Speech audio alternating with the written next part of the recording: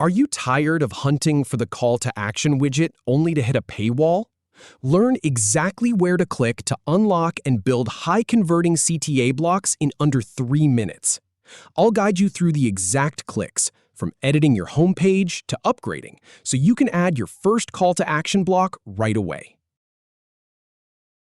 Go to Edit Home with Elementor. Click on Highlight. Click on Highlight. Click on Pro. Click on Pro. Click on Call to Action.